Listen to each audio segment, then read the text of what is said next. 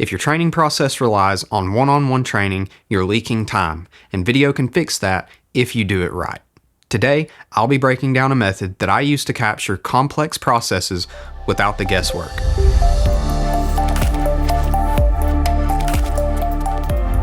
If you're watching this video, you may be looking for ways to improve the quality of your training and relieve some of the burden on your instructors or lead technicians. Or you may be looking for ways to give your lead trainers supplemental materials to aid them in their efforts.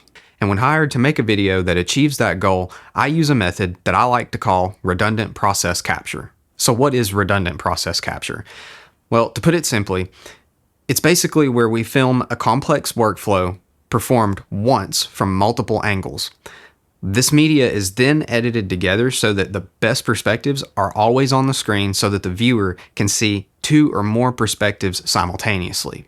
But what makes this process so effective? Well, first, it eliminates the blind spot problem that comes with filming something from one camera angle.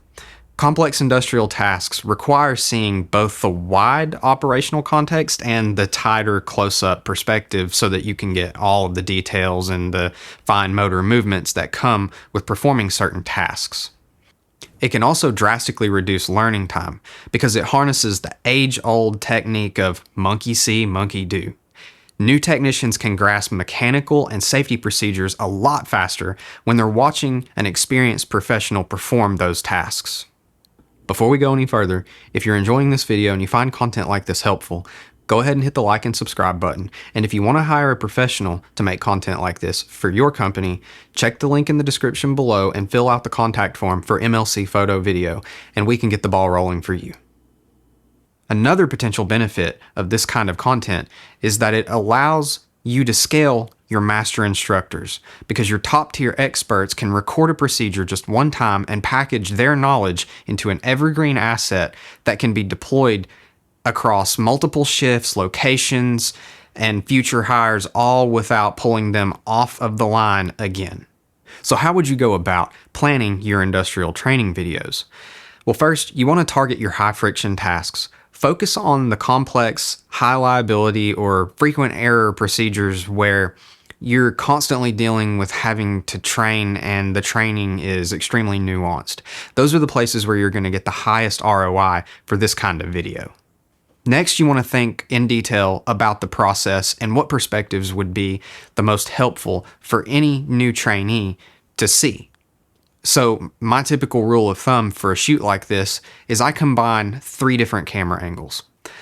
I like to have a wide camera angle that shows the context, a medium camera angle that might show things such as body positioning and the nuanced details of things like that. Close enough to see some details, but not so close that you can't see any context at all.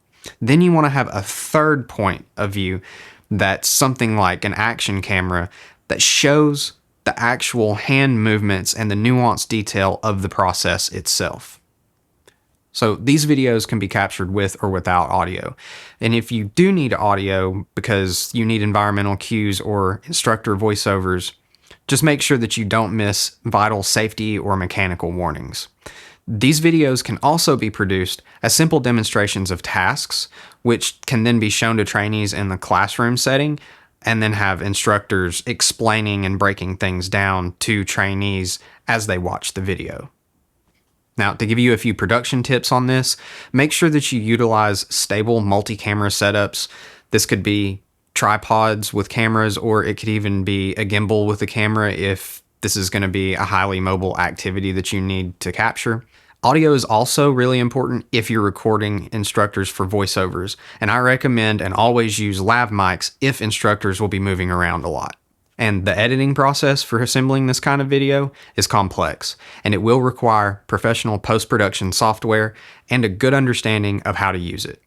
For this alone, hiring a pro for this style of video production is definitely worth the money.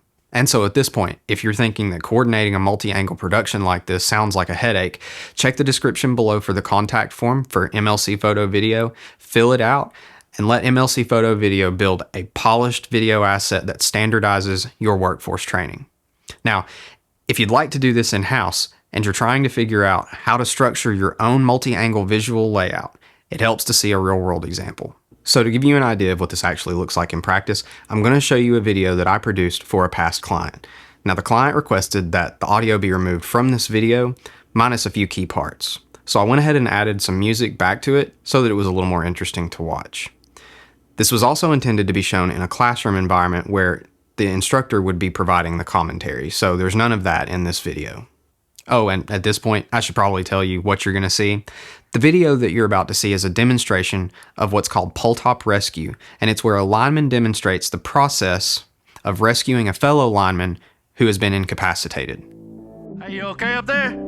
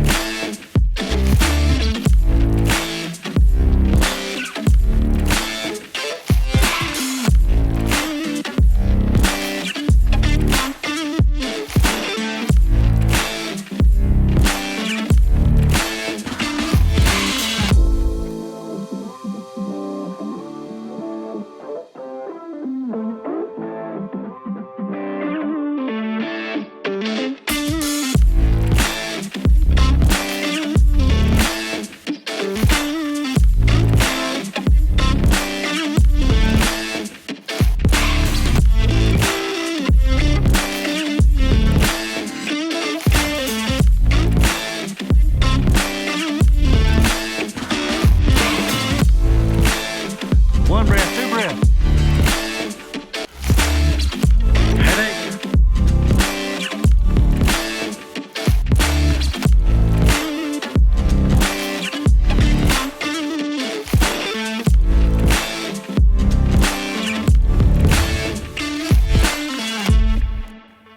Well, there you go.